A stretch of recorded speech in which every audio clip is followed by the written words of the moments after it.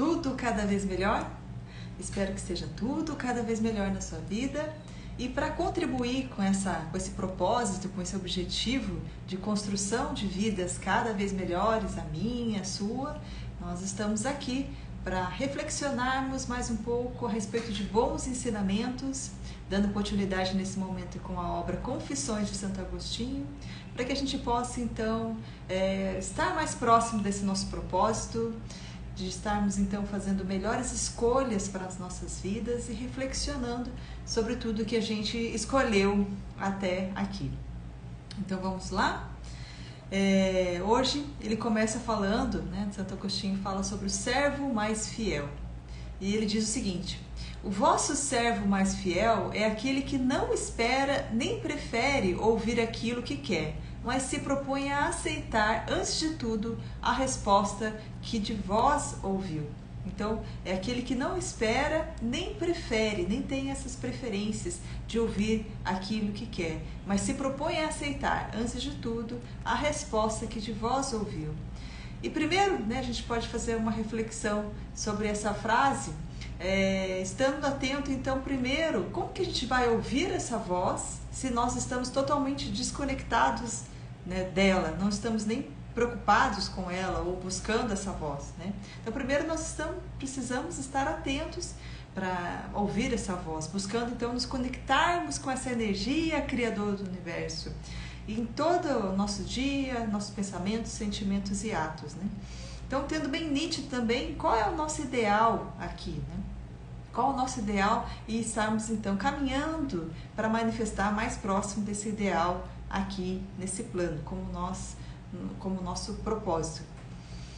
E a partir dessa base, então, nós estamos atentos a ouvir essa voz, é que a gente vai então conseguir ouvir essa voz de Deus, e caminhar então pelo caminho do Dharma, como já falei aqui, aquele caminho sem excessos e sem faltas, aquele caminho do equilíbrio, E muitas vezes, como Santo Agostinho falou, não vai estar de acordo com as nossas preferências, é o que essa voz está nos impelindo a fazer. Só que essas preferências, que não são necessariamente o que nós deveríamos fazer, elas muitas vezes podem ser estimuladas não pelo mais elevado em nós, mas pelo mais básico, pelo mais animal em nós. Então, é isso que nós devemos sempre buscar entender, Nossas escolhas estão baseadas em quê? Em satisfazer instintos, medo, desejo, dor e prazer, diminuir dores, aumentar o prazer, ou nossas escolhas, nossas ações estão pautadas no mais elevado que há em nós, aquilo que vai realmente permanecer depois dessa nossa passagem aqui nesse plano, aqui as nossas obras, aquilo que nós realmente deixamos para trás enquanto realizações da nossa participação aqui nesse mundo. Então, nossas escolhas a gente precisa diariamente estar entendendo se a gente está buscando nossas preferências, ficar no nosso confortável, ou se nós estamos buscando realmente nos desafiar, entregarmos a nossa vida na mão de Deus para que a gente possa então aprender com o que precisa ser aprendido e nos elevarmos. Então, assim, continuando nessa reflexão, essa busca, essa vida que busca manifestar o mais próximo desse ideal divino, nesse propósito, se está muito difícil de entender o que eu estou querendo falar aqui, então diariamente a gente verificar se as nossas escolhas, nossas decisões são nobres, justas e boas, Então, estou deciso se devo tomar determinada decisão ou ação. É nobre, é bom, é justo, então estamos aí num bom caminho, se todo mundo for agir como eu escolhi agir, como ficará a humanidade? Será que realmente essa é a melhor escolha para todos? Se todo mundo for me copiar? Essa é uma boa reflexão que a gente pode fazer também. Continuando, Santo Agostinho, no capítulo ele diz assim: tarde vos amei, ó beleza tão antiga e nova, tarde vos amei. Eis que habitáveis dentro de mim, e eu lá fora a procurar-vos. Disforme, lançava-me sobre essas formosuras que criastes. Estáveis comigo, e eu não estava convosco. Continuando, ele diz: retinha-me longe de vós aquilo que não existiria se não existisse em vós.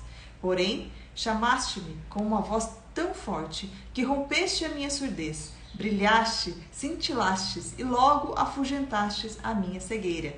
Tocaste-me e ardi no desejo de vossa paz. Mais uma vez a nossa reflexão, né, dessa voz que Santo Agostinho ouviu, mas ele ouviu também porque ele sempre foi um buscador, apesar de, né, de, como ele mesmo coloca aqui nas suas confissões, incorrer aí na concupiscência da carne, ele sempre esteve buscando essa verdade. E por estar buscando, um dia encontrou, né? Ouviu, se sentiu curado, né? Se curou da depressão, renovou a sua vida e fez então as suas escolhas, né? Diante então desse novo propósito, dessa nova missão que ele encontrou. Tem um capítulo que ele fala sobre dor e trabalho. Então, quando estive unido a vós com todo o meu ser, em parte nenhuma sentirei dor e trabalho. Então, quando nós estivermos unidos, né, ao Criador, unidos a essa energia criadora do universo, buscando expressar essa energia criadora do universo mais do que o nosso próprio ego, nós estamos então trabalhando sem dor e sem trabalho, sem sentir esse peso do trabalho. Não é que a gente não vá ficar cansado, né? Fica cansado, descansa, mas confiar, entregar a Deus essa nossa união, buscando essa nossa união sempre, né? Trabalhando com esse propósito, não há cansaço. E tem um capítulo que ele fala sobre a tríplice tentação. Então ele fala o seguinte: mandais-me sem dúvida que me abstenha da concupiscência da carne, da concupiscência dos olhos e da ambição do mundo. Mas a minha memória vivem ainda as imagens da obscenidade que o hábito inveterado lá fixou. Continuando, ele vai dizer: quando acordado, me vem à mente essas imagens, né?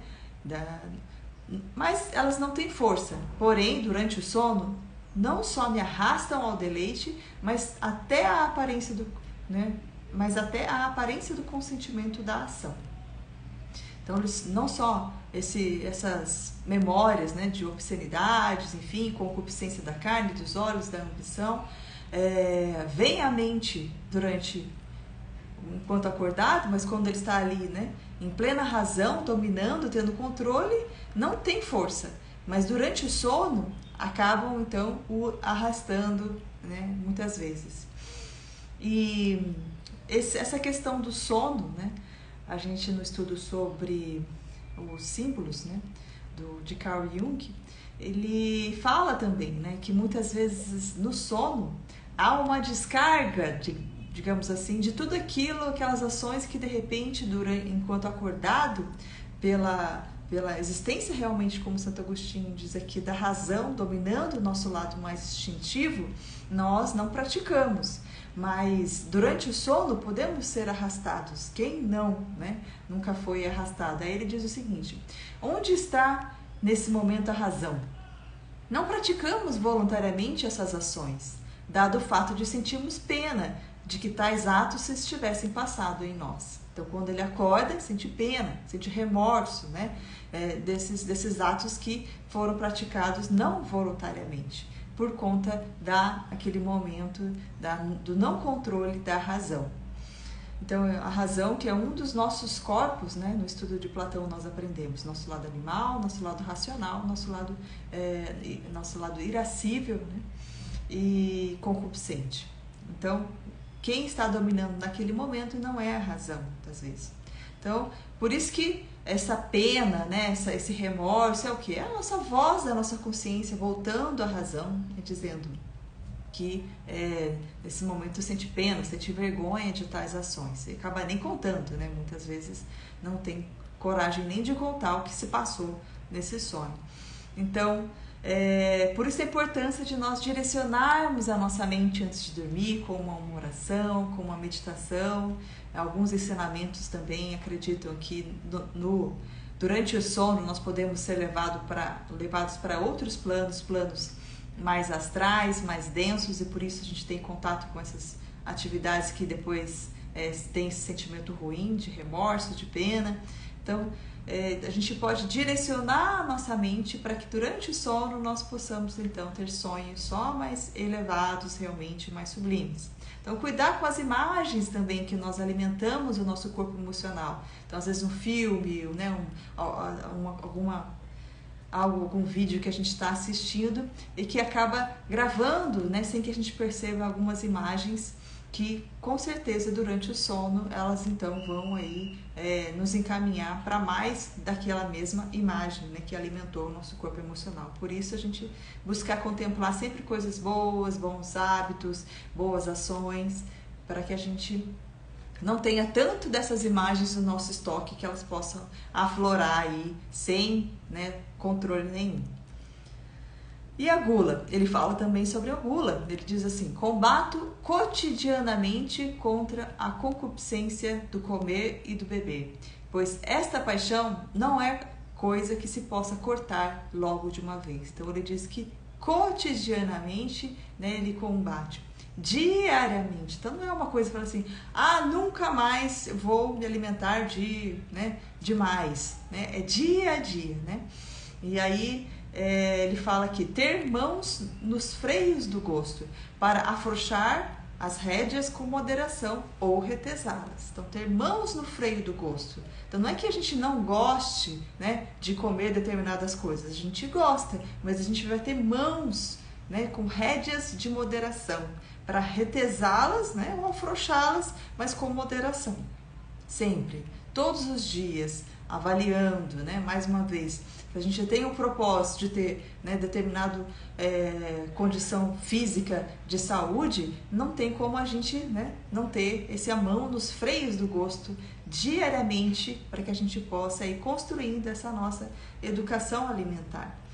Então, muitas vezes a gente precisa fazer escolhas, né? Então, se eu estou num ambiente, alguém vai me oferecer determinado alimento e pode pensar assim, você não gosta? Não, eu gosto, mas eu escolho não, né, me alimentar desse alimento. E assim também é a nossa formação de caráter, né? Que através dos nossos pensamentos, mais os nossos sentimentos, mais as nossas ações, nós vamos criando hábitos que vão formando o nosso caráter, que vão formando o nosso destino. Então, se eu quero chegar, né, ao final da vida com uma condição física X, eu preciso seguir determinadas ações, né, escolhas, para que eu consiga alcançar esse propósito. Então, isso é construir a nós mesmos, que a gente sempre fala aqui, né? E o melhor versus o pior? Ele trouxe uma pequena frase que diz assim: ninguém se deve ter por seguro na vida. Então, todos nós estamos em constante aprendizado. Então, a gente dá uma escorregadinha ali, levanta, né, sacode a poeira e se centra novamente. Então, ninguém se deve ter por seguro nessa vida. Somos, em geral, passíveis de corrupção, de engano e também de elevação. Por isso, o melhor versus o pior, a todo momento está aí né, buscando, travando essa batalha. Por isso, mais uma vez, orai e vigiai, para conhecer-se para dominar-se. Então, se eu sei que, né, qual é o meu propósito nessa vida, o que eu quero manifestar aqui, se é mais harmonia, se é mais alegria, quando eu dou uma derrapada, eu já consigo, então, saber, olha, não fui para esse caminho que eu gostaria de ir. Então, eu já faço essa reflexão diária e momentânea a todo momento para que a gente possa voltar para o nosso caminho do Dharma. Então, assim, nós seremos aqueles que vencemos a nós próprios e assim vencemos o mundo. O orgulho, então ele fala também sobre o orgulho. Então, em face dos deveres exigidos pela sociedade, precisamos ser amados e temidos. Mas o inimigo da nossa felicidade espalha laços por toda parte e insta conosco gritando: vamos, coragem! Para que, ao procurarmos com avidez essas lisonjas, nos deixemos prender incautamente e desliguemos a nossa alegria da vossa verdade, colocando-a na mentira humana.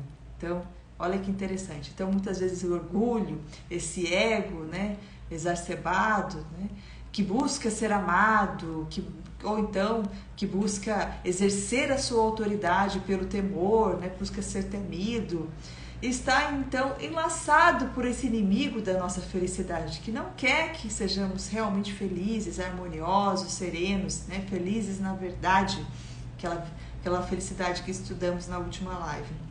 Então espalha esses laços que acabam nos prendendo e nos desligando dessa verdadeira alegria, né, que está na nossa verdade e colocando-nos então nessa mentira humana. Então, em vez de a gente estar buscando manifestar algo mais elevado em nós, a gente pode estar se prendendo por conta do orgulho, né, achando que estamos na alegria e estamos, na verdade, presos na mentira humana. Continuando, ele vai dizer o seguinte: aquele que o louvou é melhor que aquele que foi louvado, porque o primeiro comprazeu-se com o dom de Deus dado ao homem, e o segundo alegrou-se mais com o dom do homem do que com o dom de Deus. Então, aquele que o louvou é melhor. Então, se a gente quer ser melhor, cada vez melhores, né? Buscar louvar a quem? A nós mesmos, ao nosso ego, a nossa força física, né? Ou louvar a Deus, a divindade, ao Criador do Universo, ao divino que há em nós, que age através de nós, e todas as nossas ações, né? Nossos resultados das nossas ações, nós darmos louvor e glória, então, a esse divino que há em nós, que nos conduziu e nos orientou. Então, a tudo dá glória, né? A gente vê muitas vezes os jogadores de futebol fazendo isso, né? Vai lá, né? Treina, dá o seu melhor, mas na hora que faz realmente um belo gol, eles muitas vezes dão glória a Deus, né? Fazem a sua oração, levantam as mãos para os céus, né? Indicando que ali realmente foi Deus agindo através deles, né? Que nós estamos aqui como, né, imagem e semelhança de Deus, para que a gente possa manifestar cada vez mais esse nosso ideal, que é esse divino que há em nós. Sobre o amor próprio, ele diz: se gloriam dos vossos bens como se fossem seus, ou quando, reconhecendo-os como provenientes de vós, os atribuem aos vossos próprios méritos. Ou enfim, quando, atribuindo-os à vossa graça, não se alegram amigavelmente de que os outros também possuam, tendo-lhes por isso a mesma inveja. Então, muitas vezes esse amor próprio, esse amor pelas coisas, né, esquece que tudo é dádiva de Deus, né, e atribui aos próprios méritos. E ao mesmo tempo, não se alegra também que o outro também tenha algo de bom, né? Muito pelo contrário, tem por isso inveja.